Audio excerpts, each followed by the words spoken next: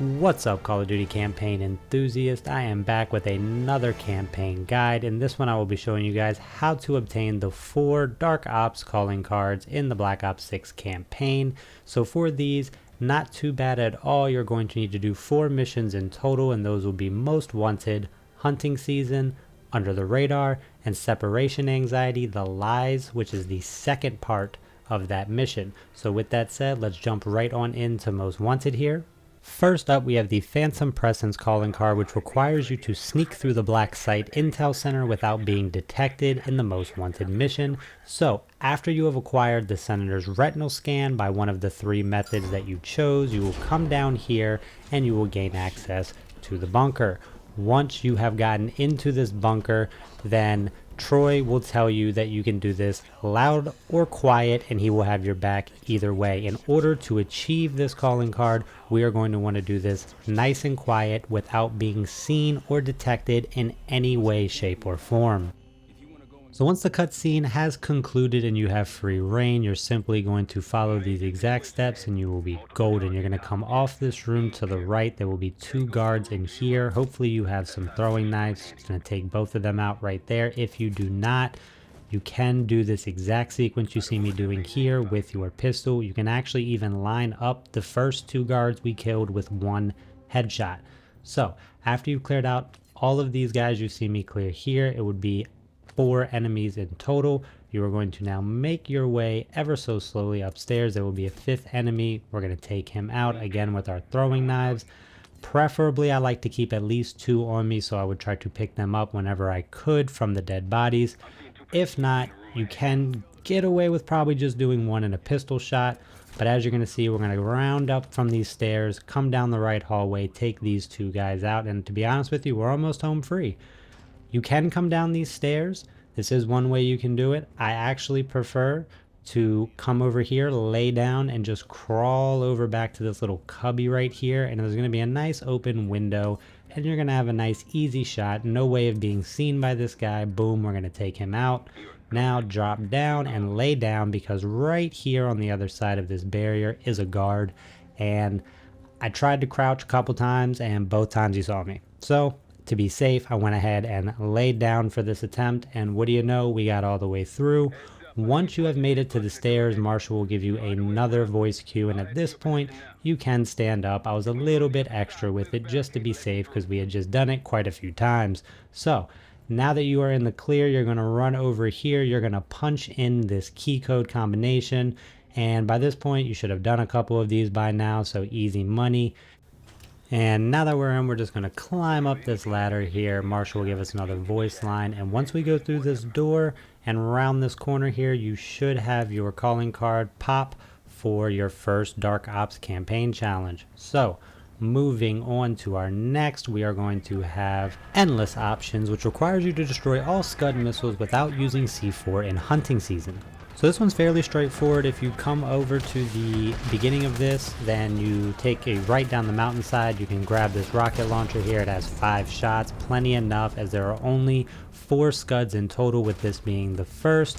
And once you have gone through all 4, as you can see here, the trophy will pop. This is pretty self-explanatory, as you have to destroy the scuds to finish this mission anyways, so just simply destroy them without using C4. Moving on, we have our 3rd challenge here, which is Missing Persons, which requires you to stash 5 bodies in lockers in Under the Radar. So once you get control of Sev and you're done scouting out the area, you're going to come down here and pick the lock to get the mission started. Come out here to the left, you can talk to this guard, you can take him out, whatever floats your boat. But once you're done there, come out here and you're going to make an immediate left over here. You want to make your way over to the radar dish area zone, and the goal is to get on top of the roof here where the radar operator lies, and there's a ladder right around the corner. So we come up here, we're going to go ahead and crouch into here. First things first, we want to take this guard out. This is another one where if you do have some throwing knives, it is going to be a lifesaver, and we will show you where to pick some up in a moment. But first things first, our first body. Let's pick him up, take him right over to this room right here. These are the lockers we are going to be stashing them in. We need 5 total, and this is 1 down, 4 to go. So once we get him all safe and secure, we're going to pop back out here. we can go ahead and just pick this lock. There's going to be 2 more soldiers in here as well as 2 lockers that we're looking at. But first things first, we're going to head downstairs. There's going to be at least 2 throwing knives. There's a third here for me, but that wasn't always there. But these 2 right here on the dartboard, we'll grab these, come back up the stairs. Now you want to take these guys out very quickly, 1, 2, before they get a chance to radio in for backup. And believe it or not, it's actually fairly quick. So you want to be real quick there. And then once you get them both down, we're going to go ahead and pick this guy up. We'll stash them all nice and safe in here.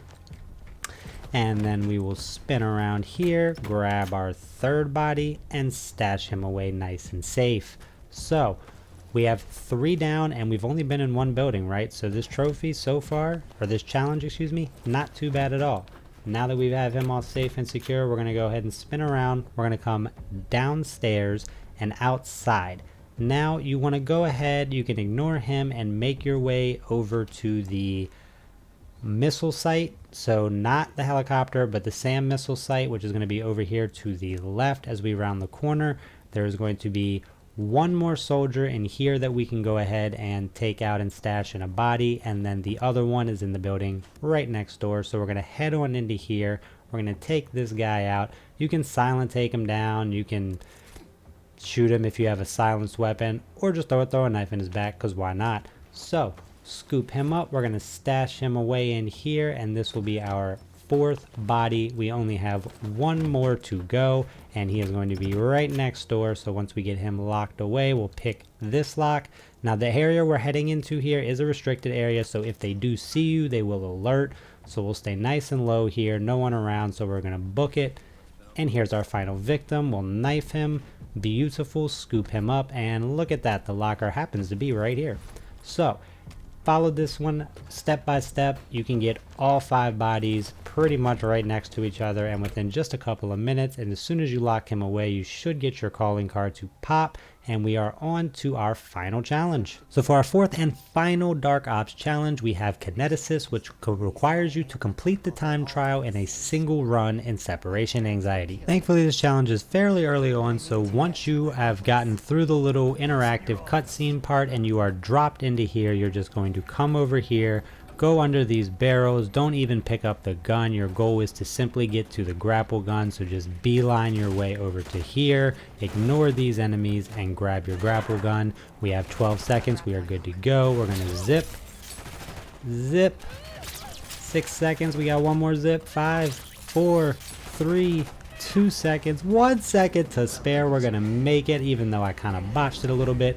But that is it. Once you get through, as you can see, your final 4th and final challenge will pop, and once that pops, you will also get the challenge complete for completing all 4 campaign challenges. I thoroughly hope you guys enjoyed this guide, and if you do, let me know in the comments below, and enjoy.